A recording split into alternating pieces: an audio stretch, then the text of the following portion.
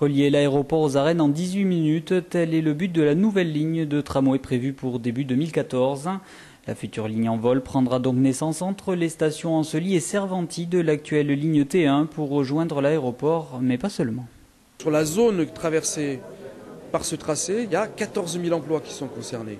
Donc il n'y a pas que l'aéroport, il y a d'autres grandes sociétés, des grandes enseignes comme des petites d'ailleurs. C'est, je crois, entre 70 et 100 entreprises, 14 000 emplois.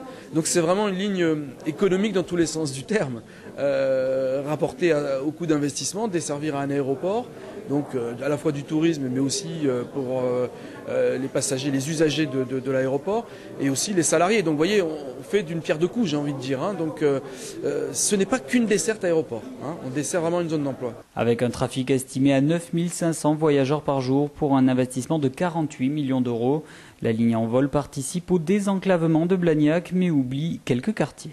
Voir arriver un transport en commun, c'est quelque chose de formidable, compte tenu des problèmes de circulation que nous avons aujourd'hui. 14 000 emplois, 14-15 000 emplois qui vont être desservis par cette ligne, c'est quelque chose de très positif. Ce qui est un peu négatif, parce qu'il y a toujours des aspects négatifs à un moment donné, c'est qu'il y a un certain nombre d'habitants de la ville de Blagnac qui se sentent un petit peu mis à l'écart. Et c'est en fonction du positionnement des stations qui sont prévues pour l'instant. Mais je pense que l'enquête publique, à un moment donné, va faire le jour de toutes les préoccupations et revendications de ces habitants.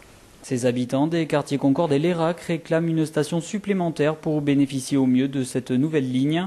Un souhait que Joël Carreras, président de la SMAT, entend, mais qui va être compliqué à mettre en œuvre. On est devant une difficulté d'abord technique d'insertion, mais indépendamment de cette difficulté, plus on fait d'arrêt, moins la vitesse commerciale est grande, la vitesse du tramway est grande.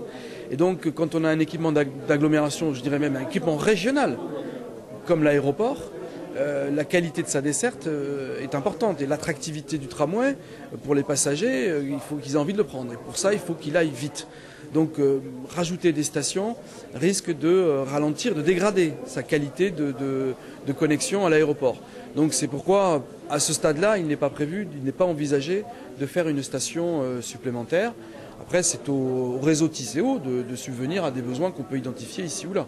Prochaine étape, une enquête publique va débuter à l'automne 2011, le chantier à l'été 2012 pour une mise en service prévue début 2014.